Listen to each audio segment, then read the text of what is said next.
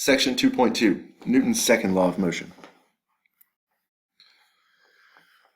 So Newton's first law of motion focuses on the idea of inertia, right? It requires a force to change the motion of an object. Newton's second law directly quantifies how that force changes the motion of the object. So Newton's second law is sometimes known as the force mass law, or the force acceleration law sometimes. But basically just says that the acceleration produced by a net force on an object is directly proportional to the net force and inversely proportional to the mass. What that means is that a greater force will cause a greater acceleration, a greater change in velocity.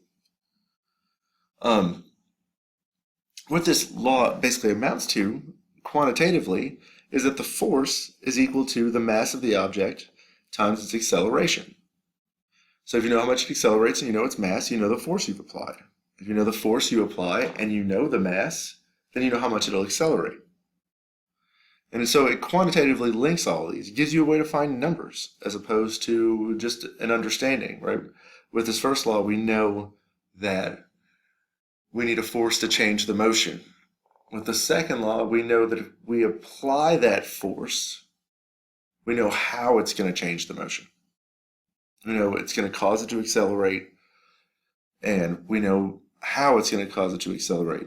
Basically, essentially as a function of the mass of the object. When we measure acceleration in standard units, we use meters per second squared. So it's a change of velocity over time. Let's just say, for example, an increase of meters per second every second, so meters per second squared. We measure the mass of an object in kilograms. So when we measure the force of an object, we measure the product of the two, mass times acceleration, and we get units of kilograms, meters per second squared. And we call these units newtons. So 1 newton represents 1 kilogram meter per second squared. And this is how we measure force. The name comes from Isaac Newton as a way to essentially pay him respect for the laws of motion.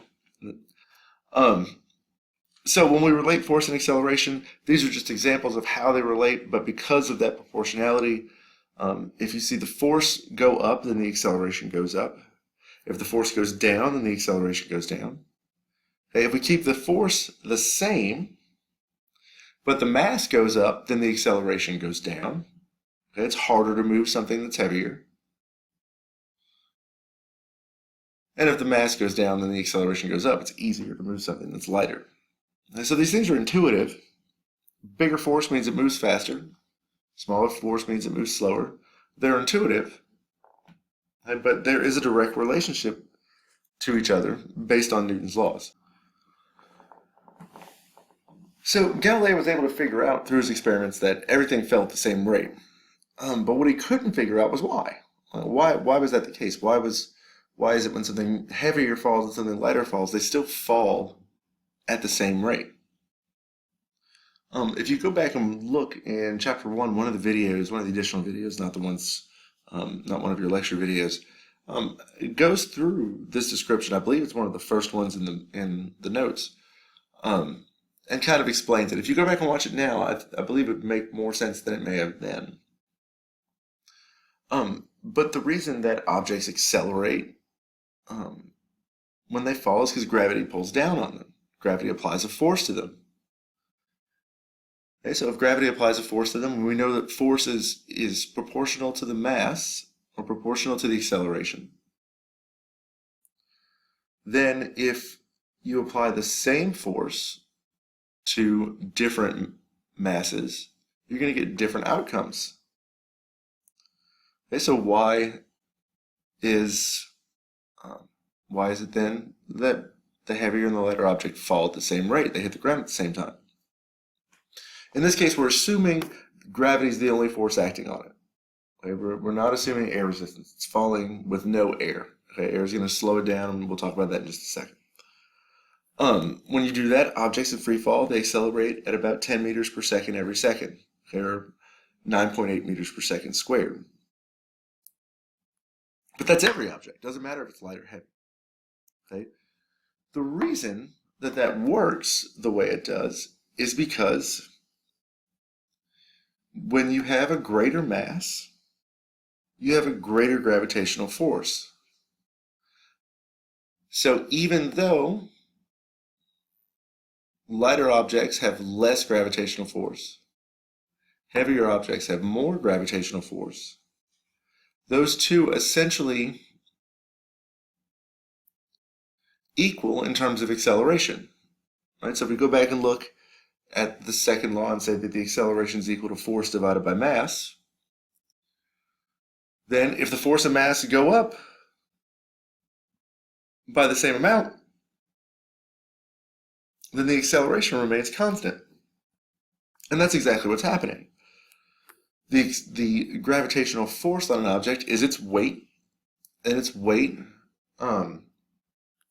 is a product of its mass times the acceleration due to gravity, which we haven't really gotten into that deeply. But that ratio always works out that a freely falling object a freely falling object on the surface of the Earth, whether it is heavy or light, will experience a gravitational force that causes it to accelerate at 9.8 meters per second squared. And every bit of that comes from Newton's second law, understanding why those two things would fall at the same rate even if they're different masses. Now, there is one situation we need to discuss in terms that is essentially a real life situation. This is what really happens when something falls through the air. Okay? And in this case, we have to at least consider air resistance when something is in free fall. Air resistance is essentially a frictional force that opposes the motion of an object. Okay, so it slows an object down. Right? If you drop something through a lot of air, the air will push back on it and slow it down. You can see this again if you go and drop a book in a piece of paper, like we talked about in the first chapter. The air pushes back on the paper, slows it down a lot, and that's why things look like they fall at different speeds, even if they're not, because that air resistance makes a difference. Now, the air resistance that an object experiences depends on how fast it's moving and the surface area that's exposed to it. So you can kind of test out how air resistance behaves by doing an experiment very carefully. Right? Take your hand as you're driving down the road when there are no other cars around. Put your hand out the window. As you're traveling slow, you'll notice first that the wind from the car isn't pushing on your hand that much. You won't feel it push your hand too much.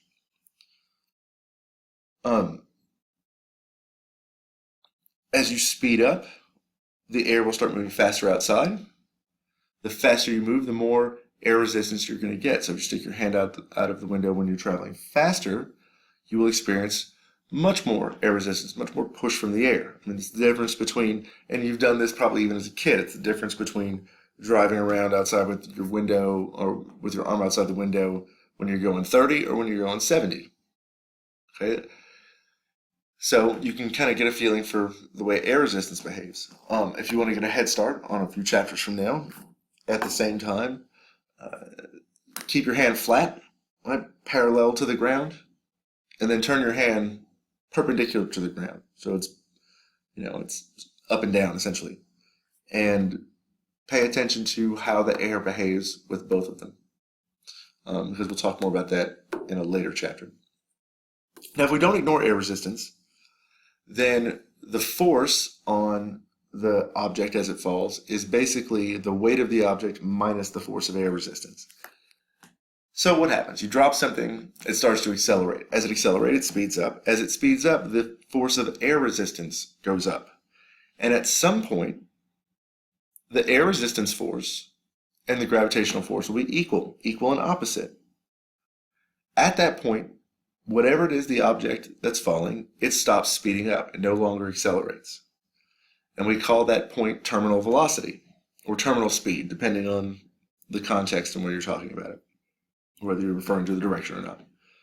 So if you drop a penny off the top of a building, it's not going to accelerate forever. It's going to accelerate for a couple of seconds, and then the air resistance will match up to the gravitational force, and it'll travel at the same speed the whole time. Okay, so if you drop a penny from a really tall building, it's not going to go through the cement on the ground or go through somebody's head.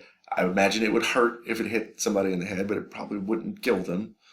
Not saying you should do it, but don't take any chances. But it's going to come to a point where the penny is going to stop speeding up. It's not going to speed up all the way to the bottom. Okay, the same thing happens with skydivers. As a skydiver jumps out of a plane, you'll notice that they spread their arms and legs. That's to generate air resistance. It's to keep them going slow or to slow them down some. They'll then reach a certain point where they pull the parachute, and that will act as gathering the air resistance, essentially.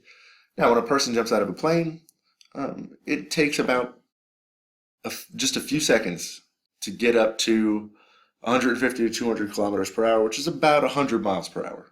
And that's about how fast you would fall. At that point, air resistance and gravity essentially equal out, and you won't speed up much past 100 miles per hour or so. There's another video that's attached with this section of a man doing a skydive from basically outside the atmosphere. And if you watch that, I don't believe it's the full video. There's a full video. If you watch the full video, you can see his speed as he first jumps increases relatively quickly to something like 150 miles per hour. He gets to going really fast. But then it drops off, and it just kind of sits at that particular speed before he pulls the chute.